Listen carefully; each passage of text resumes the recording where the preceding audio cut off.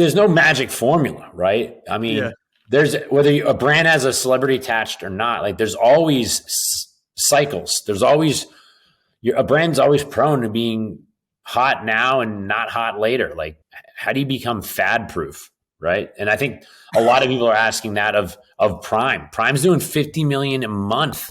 I'm Tom Ward, and over the last couple of years, I've had the chance to sit down with some of the biggest celebrities and influencers in the world. What I've always found most fascinating is the stories of the businesses that they've built behind the scenes. On the show, you'll get an inside look of what it takes to build a successful business from some of the biggest celebrities, business people, and up-and-coming entrepreneurs in the world. And make sure you subscribe to the YouTube channel and follow the Apple and Spotify podcast. It really helps us grow our audience, which allows us to get great guests.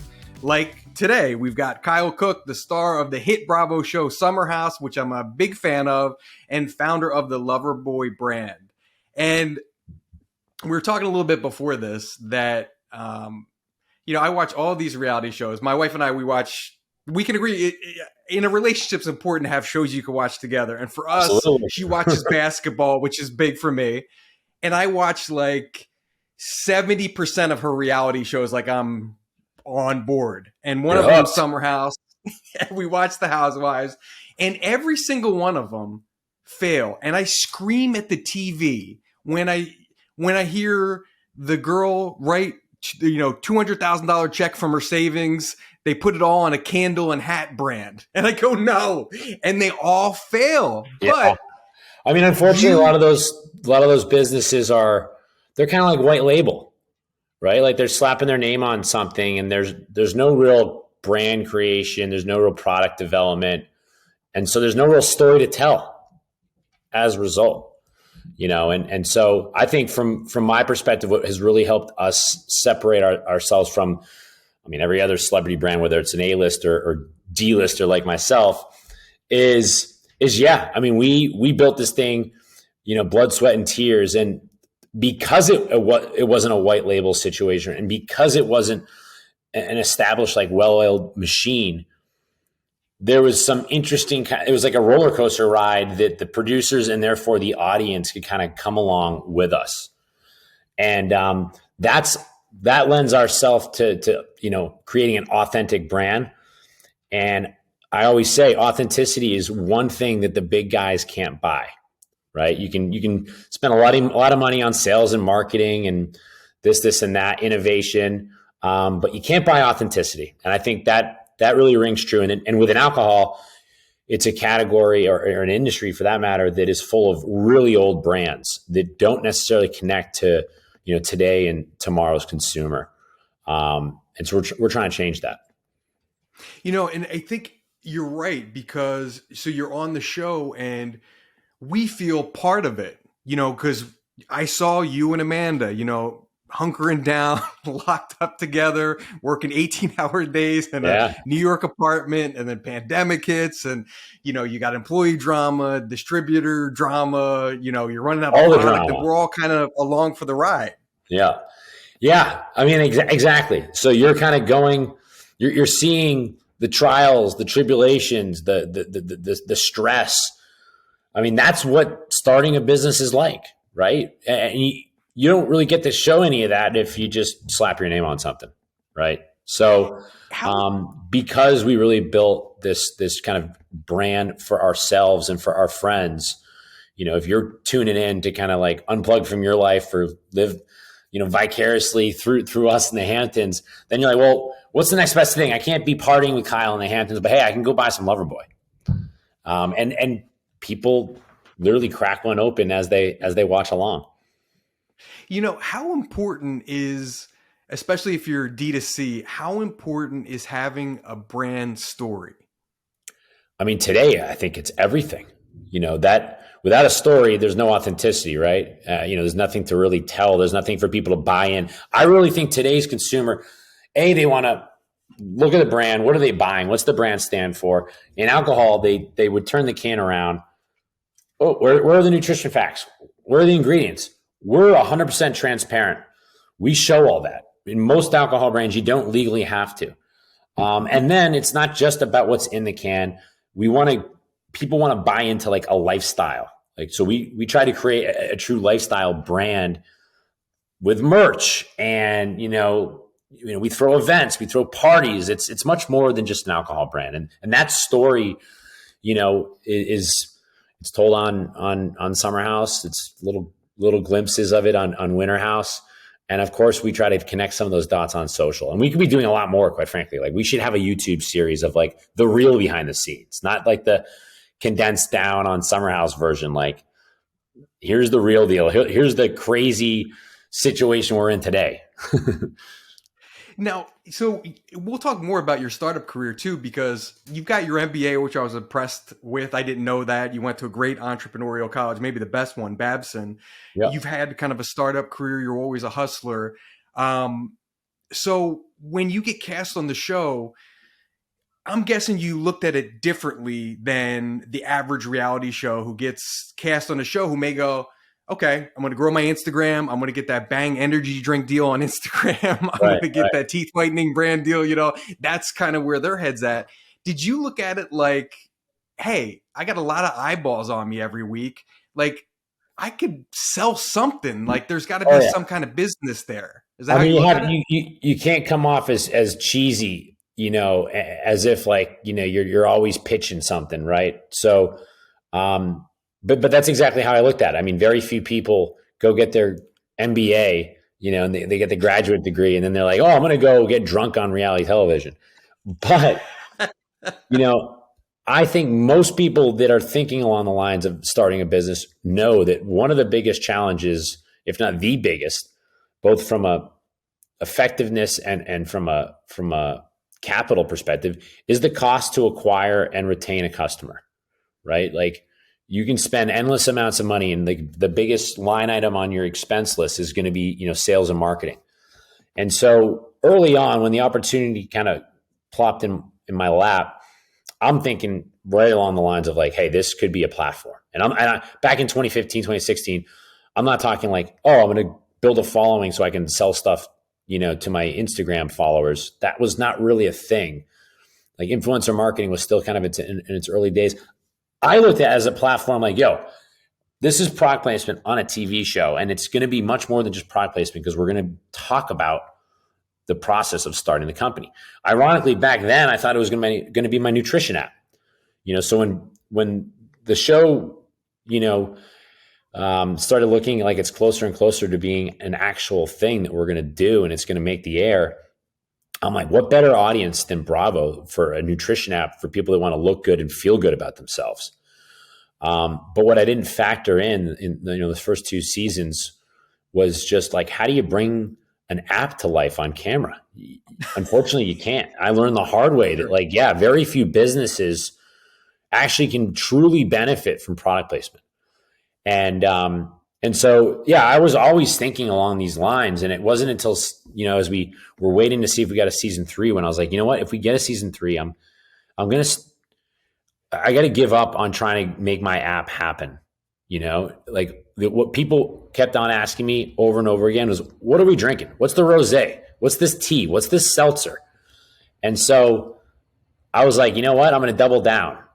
I paid out of my own pocket for my app. I paid for the first year of development for Loverboy. And I was just like, it's an uphill battle. I need to look at the opportunity that's staring me in the face, and it's alcohol on a show about partying in the Hamptons on the weekends.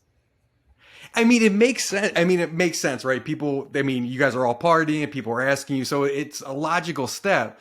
But I look at it and I go, if I'm starting a brand, alcohol is like the last one I want to start. I got distributors I got to deal with. I got different liquor laws in every state. I got tons of competition in the space. Like, it probably costs a lot of money to get all that stuff rolling, right? Yeah, I mean, beverage and probably most of the CPG brands, I mean, it's recommended that you got to do a friends and family round of about $1 million or more for it to even have a chance of, you got to capitalize the business properly. And you have ingredients, you have manufacturing costs, you have, just the general overhead. But alcohol is tricky. To some extent, I tried to look at that as an advantage. There's barriers to entry that exist in alcohol that don't exist in the rest of food and beverage. There's this middle tier. You have to legally sell through a wholesaler, otherwise known as a distributor. And I kind of came in at knowing nothing about the industry, and I was like, I'm going to use that to my advantage, because I guarantee you this industry operates as it did, coming out of Prohibition 100 years ago. And sure enough, it is archaic. I mean, alcohol is 20 years behind the rest of food and beverage in terms of understanding consumer trends and what consumers want. And again, I looked to that as an advantage. If AB InBev and Diageo have to go through this huge process to launch a new product, and by the time they launch it, they're not even in a position to start a trend. Now they're following a trend. I'm like, I'm going to be that nimble startup that brings something to market that is exactly what the consumer wants. And that's what we did. We capitalized on the momentum of hard seltzer, but we created a sparkling hard tea that had more flavor, that checked more boxes, and wasn't just like a light beer replacement. We were bringing in consumers from like the wine and spirit category as well. So when you write that first check, well, first of all, how much of your own money did you put into it to get the whole thing started? Yeah, so I mean, back then I had multiple sources of income. A little bit of money from the show in the early days. I was still working at Bird Dogs, the apparel company. I had an Airbnb that I rented out. I'm like 30 something with roommates. And I rented my old apartment that I put on Airbnb. So I had multiple ways of trying to like make a living, make it work, cover my costs in New York City. So yeah, I put almost 100K into my nutrition app, and I put almost 100K into Loverboy. So I was like, this better work, because I'm going all in, and I'm putting all my money on, well, in this case, it was pink. So you take that $100,000, season 3 is about to launch. So do you go, I don't have time to go through all this regulation and all this. I can't do that. But with the $100,000, it sounds like I can work with like a drink scientist to figure out the ingredients, exactly, like packaging. That season 3, all I focused on is getting the brand to a point where it's trademarked and we can put packaging on a can. And I wanted to get the liquid to a point where I was like, all right, I'm going to hand this over to my friends in the house on camera and hope to God they like it. You know what I mean? And so we weren't worried about selling it. These were basically like not for resale. They were samples. Yeah. And I was just praying to God that everything would happen in time for me to capture little bits and pieces of that initial kind of building the foundation. That was 2018. And how much product did you make at the time? How many cases does man, that get you? Back then, I think I spent $10,000 on a sample run. So of that 100, only 10,000 went to the sample run. I had to hire. How quick did you guys drink it?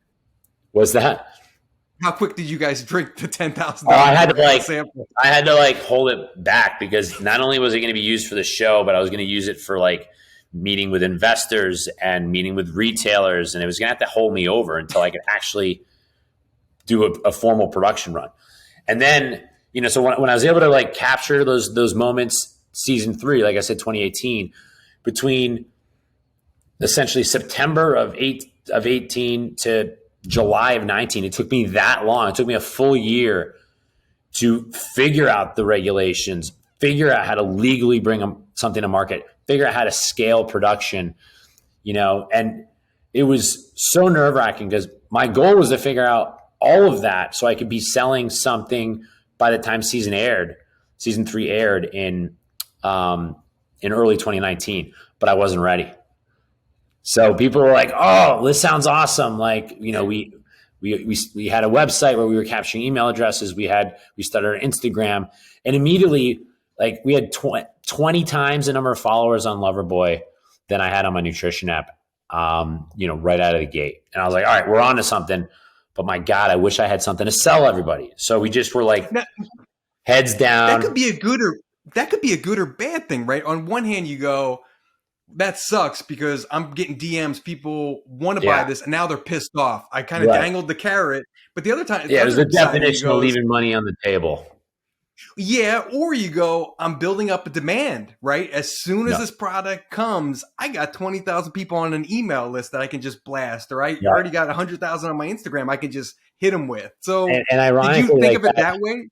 Yeah, I mean, I think I was not thinking back then along the lines of scarcity. because I was just like, so, I mean, who knows, maybe season 3 was the last season. Like, this is it. That's how I was feeling. And that's how I was acting. So, ironically, when we finally got it launched in a couple markets, right before the pandemic, we were immediately creating more scarcity, right? Because like everyone's like, oh, I see it launching in Boston and New York and Wisconsin of all places. Kyle, when are you launching? I'm like, well, just follow along. Like, we got to launch this thing basically, market by market, state by state. And we would launch something and people would be driving up from Chicago to Wisconsin. People were driving to great lengths to get our product. So in 2020 and 2021, we could not make enough Loverboy. Like, we were running on zero inventory. And is this during the pandemic? Yeah. I mean, things just started to take off right as we kind of entered the pandemic. And then I had, all sorts of supply chain challenges that made making enough product even more challenging. So it was like the perfect storm, but in the best perfect way. Now, we saw some of that on the show, kind of the pandemic, but we didn't see anything, on a show like that. There's only so much Kyle time they can show, right? Exactly. But when you look back, because every business had supply chain issues and staffing issues and all these other things to deal with, do you think you became better because of that? Coming out of that, did it make you learn things that you might not have done had you not had to go through that? No, absolutely. I mean, first and foremost, we were a brand that consumers felt like they had a connection to. And in the pandemic, the alcohol industry kind of lost all its traditional forms of marketing and advertising. Like, a lot of times you get introduced to a new drink at a bar because they're doing like a sampling, or they're giving you a free t-shirt if you order a Heineken. All of that was stripped away. So the wholesalers and retailers were looking for brands that could generate consumer awareness in kind of new age digital, first capacities. And I mean, that's Loverboy in a nutshell. So we not only accelerated when other brands were really struggling to, get in front of the consumer, but we, I think that we quickly started to realize that, hey, as we expand distribution, what if we launch a wine-based product that could be sold direct? And that's what this is. I mean, that's actually why I'm wearing this ridiculous shirt right now. We just announced our 5th spritz flavor, which you can buy online and online only. It's limoncello, and you will soon have some, Tom. Thank you.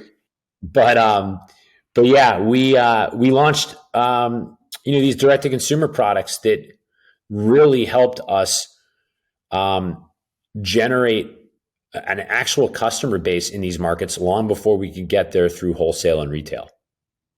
So explain to me, I don't know liquor laws, but I kind of do, right? So wine-based things you can sell to somebody directly, but other stuff you can't? How does it work? Why can't not to bore you, but the only exception to the 3-tier system, the 3-tier system is a prohibition era law where alcohol suppliers, that's 1 tier, have to sell to the 2nd tier, which is the wholesale distributor. And then the 3rd tier is the retailer, and the retailer then sells it to the consumer. So it's this 3-tier system that every product has to work for. And then in early 2000s, all the wineries and vineyards in the US lobbied DC because they're like, look, for us to be able to compete with all these imports, we need everybody that gets to come to our vineyard and go on a tour and go into this, the sampling room. We need them to be able to still buy our wine once they go home. And most alcohol brands don't have nationwide distribution. They're only distributed locally. And so the vineyards were able to campaign for the ability to sell wine direct to consumer in states that would allow it. And to this day, there's only about 6 states that decided to screw the consumer over and prevent direct-to-consumer wine products. But yeah, that's the closest thing we can get in alcohol to a true DTC product, wine that skips over the wholesale retail tiers. So if I'm you, I go, okay, what do I know? But I'm guessing you make more money if you cut out the middleman, right? So that's one. Yes and no, though. I mean, shipping liquid is expensive, right? Oh, I guess so, yeah. Is that a better business for you? is it a better business for you overall than going through? It's only about 25% of our revenue, because at the end of the day, 98% of alcohol purchase still happen at the point of sale at retail. So like what I'd advise any entrepreneur is like, you do not want your business to rely on changing consumer behavior. So the DTC is a nice plus. It helped during the pandemic. It helped during our expansion. And now it helps when we want to try new products out. We can skip over all 3 tiers. But most consumers will always probably continue to buy most of their beverages, True. At retail. I mean, over time, I'm sure Amazon will, play a bigger part, and Whole Foods by way of Amazon, and, so on and so forth. There's all these like Drizzlies of the world where, you can order something online, but it still goes through the three-tier system. But yeah, I view DTC as kind of a icing on the cake within alcohol.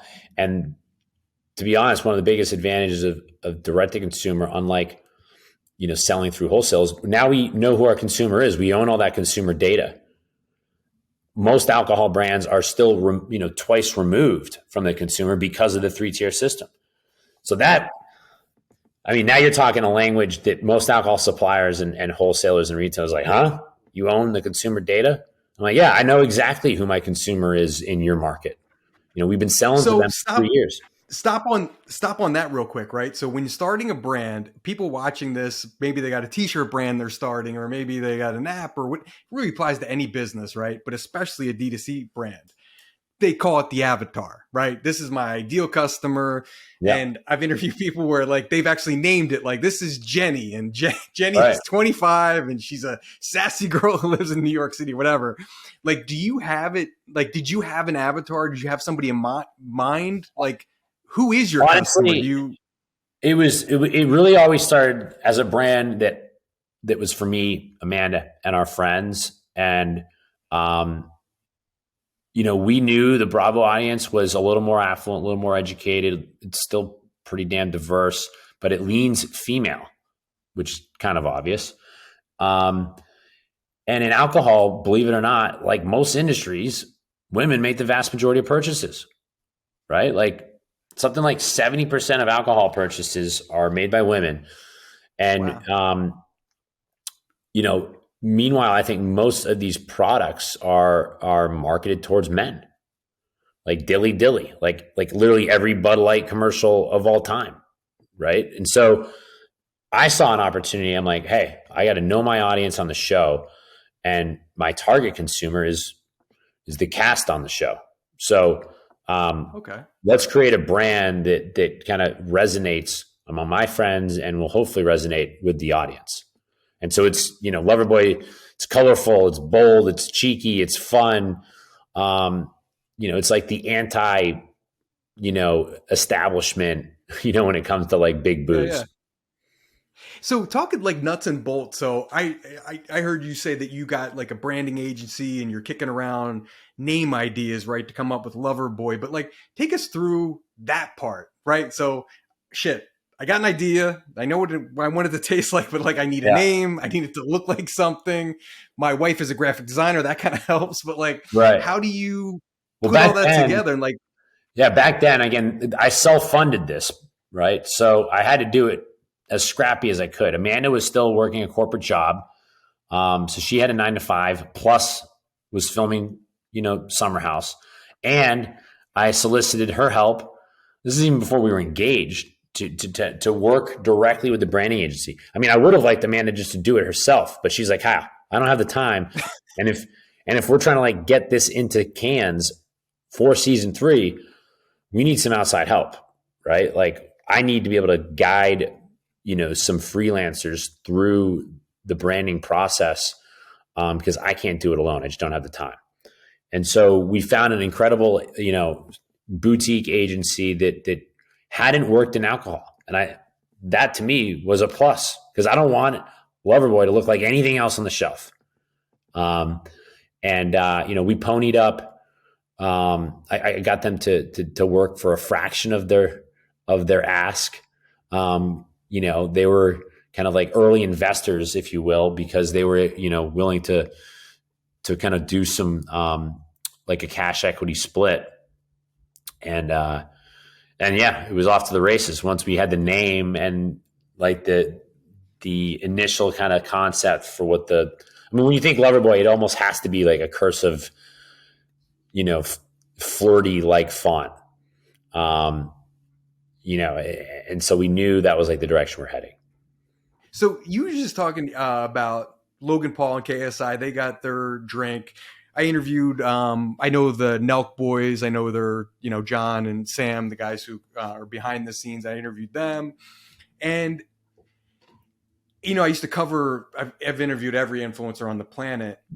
And the problem with the kind of those businesses, and I think you could kind of run into it too, and I'm sure you're aware of this, is look at Tom Sandoval.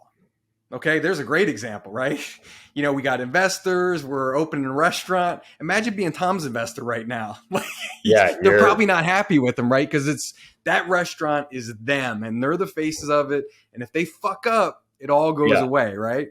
I mean, it doesn't live beyond that person because, again, they're the whole business. Like, so if they go away, right? How do you prevent that from happening? How do you let this thing live beyond Kyle? Yeah, I mean, first of all, there's kind of two things. One, I think the brand, and in this case, the liquid, has to stand on its own. I want people stumbling across Loverboy that have never heard of me, never heard of Summer House, and they drink it because it tastes amazing and they think the branding's cool. It's different.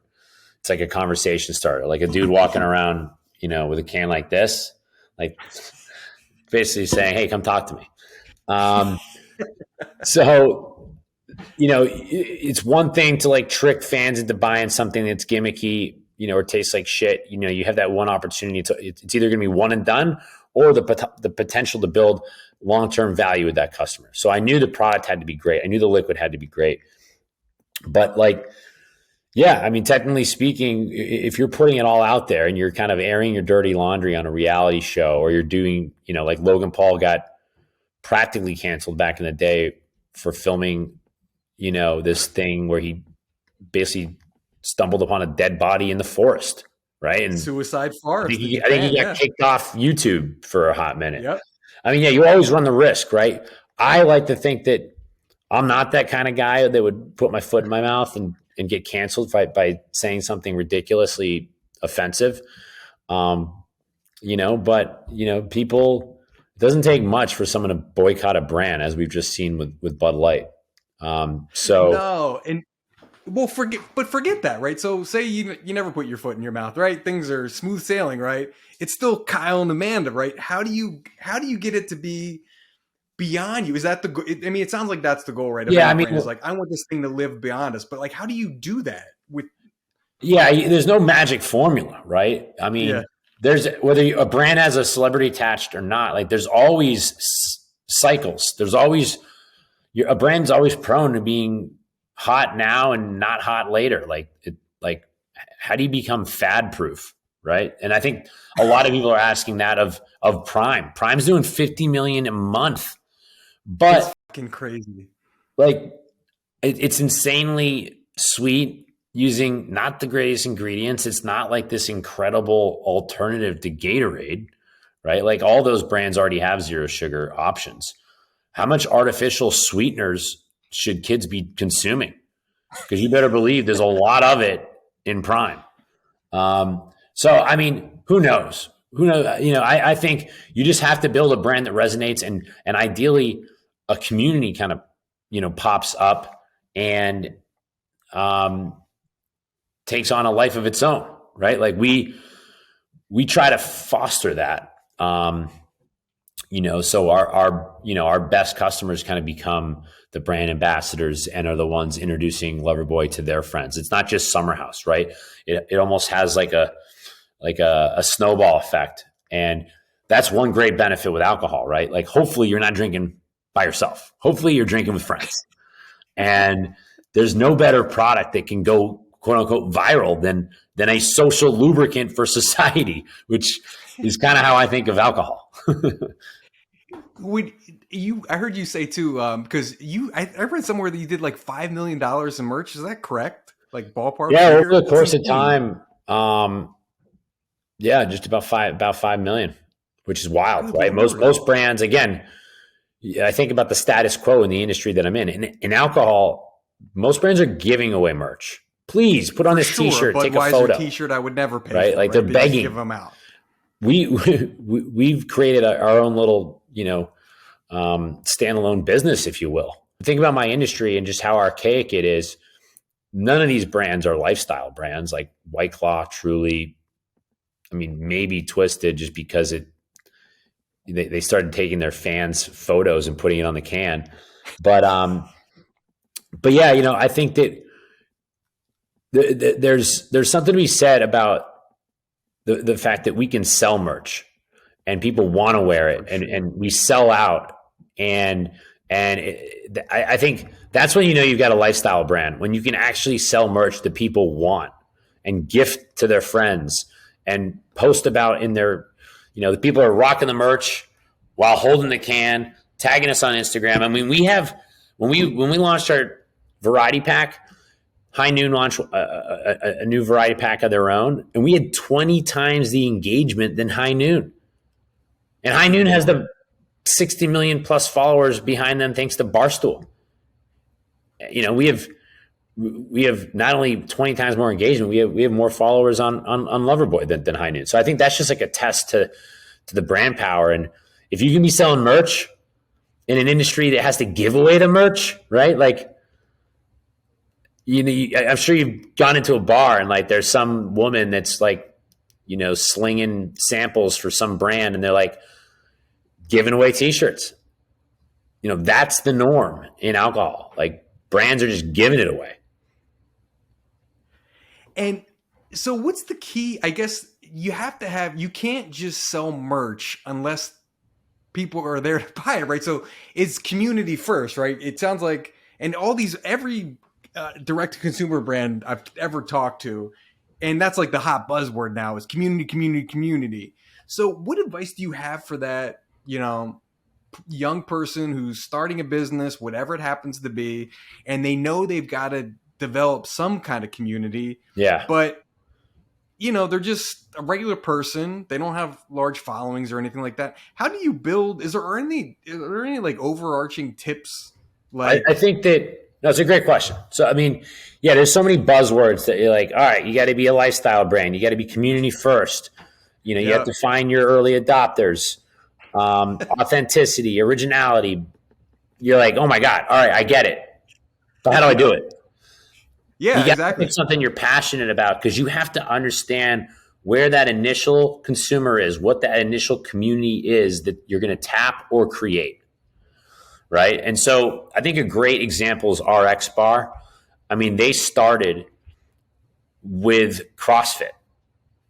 Here's like this pretty insulated community of these diehard, fitness focused individuals. And they were all about eating clean, but very few options existed. And enter RX Bar, and they really focused on the CrossFit community. So I think, and I'm sure the founder, I don't know his story, but I'm sure that was a community that he, at the very least, knew of. Maybe he was a part of.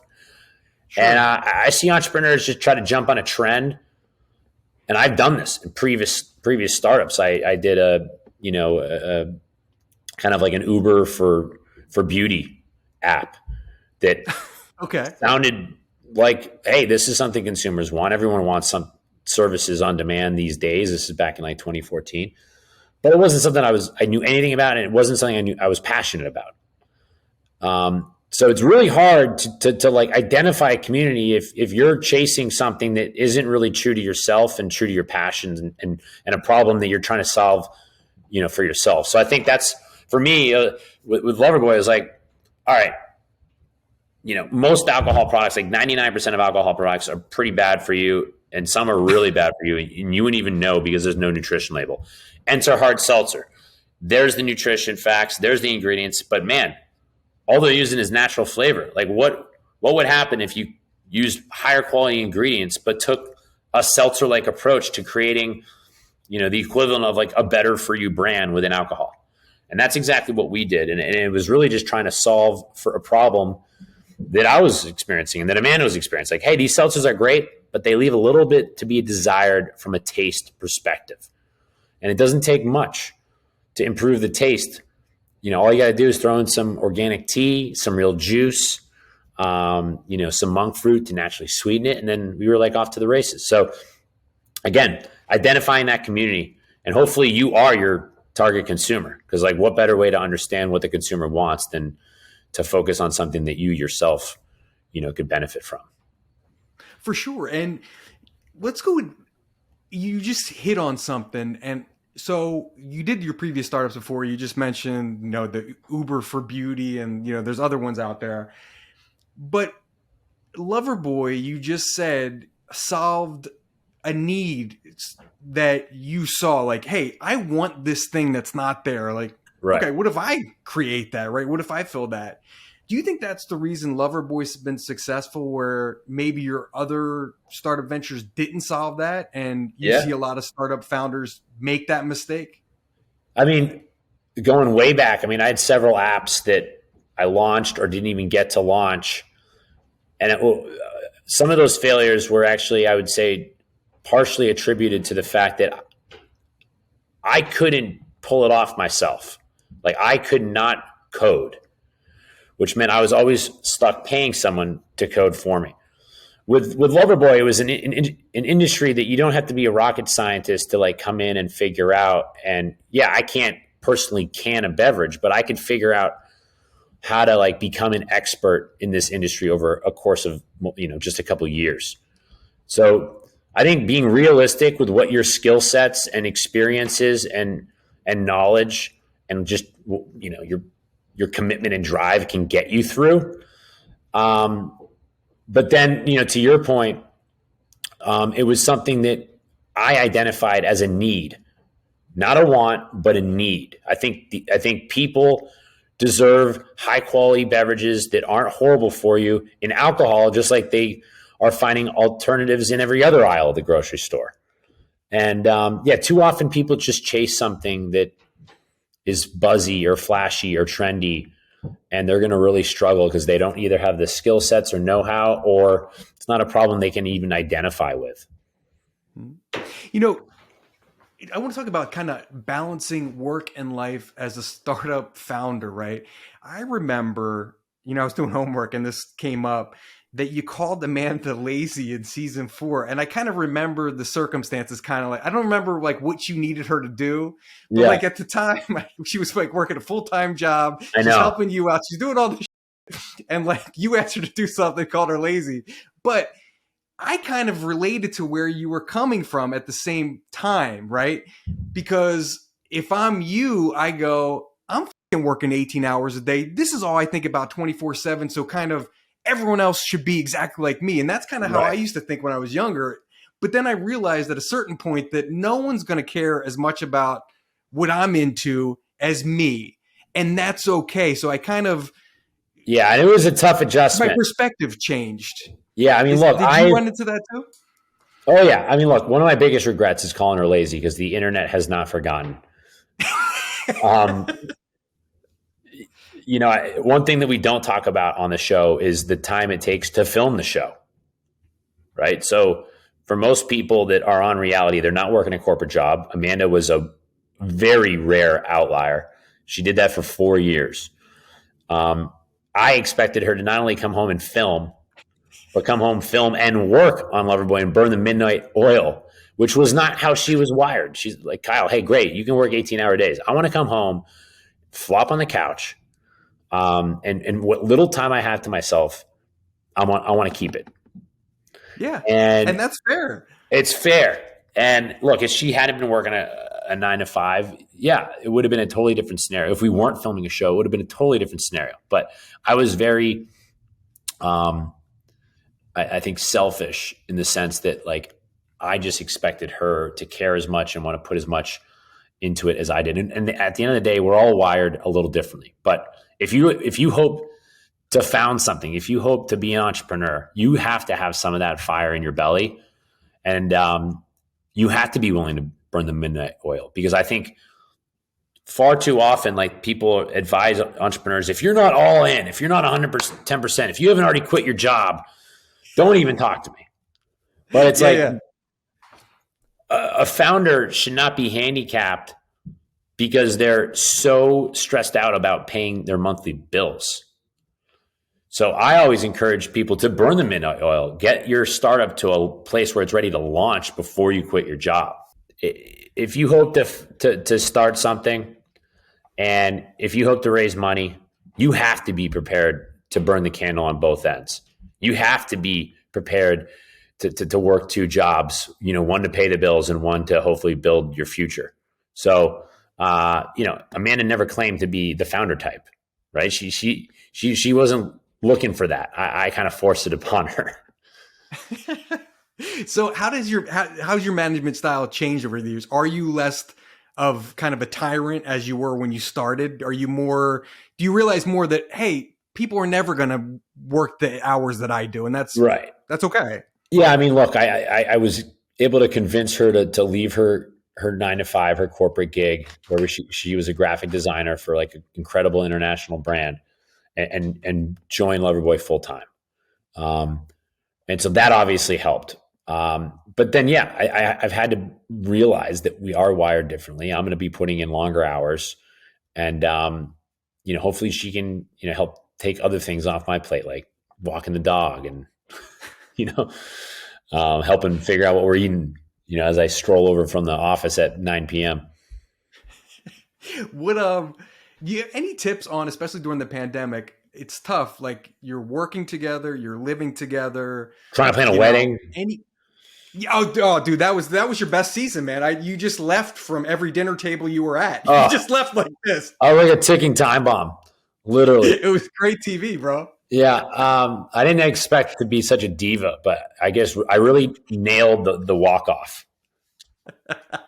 But yeah, no, I think, look, we've kind of accepted that there's never going to be a fine line between, work and, our personal life. It's all kind of melted together, and the lines have blurred. And the pandemic was, I think, that amplified our reality, which was, I'm going to be working 7 days a week. We are going to try to figure out the supply chain so we can continue to expand, so we can continue to stop leaving money on the table.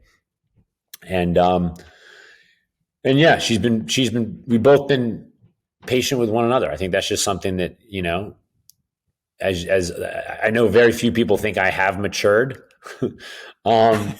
But the one thing I have kind of learned along the way is like patience and just kind of accepting that we are completely different individuals, and that she needs a little bit more of a separation between work and play than I do. And I try to give her that. But back in season 4, no, I hassled her for it. But we're pretty much out of time, but what advice do you have? And I was just talking to my wife's younger cousin, she's like 23, 24.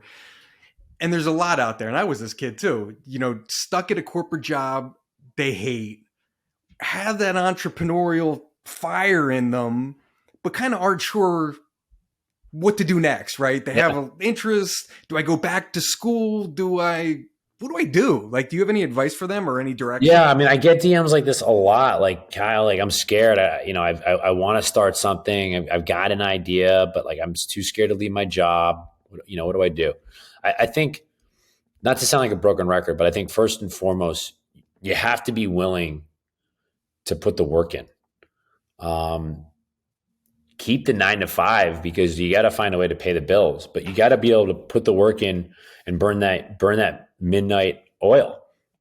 And for people that are like, hey, I want to start something, but I have no idea what to start, I'm like, then you just need more life learning lessons. You need more experiences. You can't think you're going to, like, the next Facebook isn't just going to like land in your lap.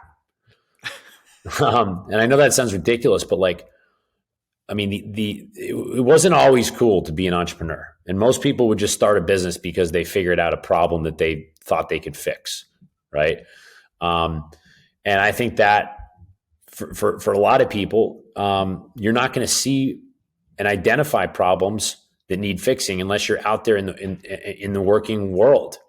and you're looking at B2C problems, B2B problems. Is it a service? Is it a product? Is it in the trades? And I just encourage people. I'm like, listen, I'm 40 and I don't know what I don't know. So imagine what little I actually did know when I was in my 20s. Like, I've worked in insurance, healthcare, real estate, finance. I mean, like, you name it. I've worked in a variety of different industries and different roles, and I've started to try to start companies in a variety of industries. And you're never gonna. I think the biggest, like the Elon Musks and the Zuckerbergs of the world, kind of mislead the future generation of entrepreneurs, because you're not going to get up to the plate and hit a grand slam. I hate to break it to you. Like, most businesses fail, and that's oftentimes among people that have already tried and tried and tried again. And so you have to be willing to have thick skin and learn from your mistakes, because failing upwards is a real thing. Failing upwards is one way to land where I landed. Like, I took many cracks at the bat, and you have to persevere. And if you look in yourself in the mirror and you don't think you're that type, then maybe you should keep, try to be like the number 2 guy in an organization, not the number 1. For sure. Well, brother, thank you so much, man. This was fun. I think we all learned a lot. What do you promote? You got a new flavor? Where can we check that out at? What else? Yeah, so our business is Loverboy related. Our business is kind of divided among 3 product lines. Our sparkling hard teas, which is kind of like where it all started. You can find those almost nationwide if you go to our website, drinkloverboy.com. We do have spritzes and cocktails that, like I said, ship to 44 states. We just launched the limoncello. I think it's probably going to sell out next week, but we will bring it back. We'll do another production run. But yeah, look, I think I know there's a ton of people trying to cut back on their booze, but one thing that you always should look to do is cut back on your calories and carbs, because there's nothing. You don't really benefit from drinking a margarita with 40 grams of sugar. There's a reason you wake up with a gnarly hangover, and it's not always the booze, it's the sugar. So I encourage everyone, if your alcohol product does not have a label when you turn it around, you are flying blind, my friend, and you should try to find something that is a little more transparent. Right on. Well, thank you so much, bro. And thank you guys so much for watching. And make sure you subscribe to my weekly newsletter, The Level Up. Each week, I share tips learned from the most successful people in the world about how to elevate your business and your life. Link in description. We'll have links to all Loverboy and all Kyle's socials in the description as well. Kyle, stick around for 1 second, but you got thanks, it. guys. Thank you, Tom.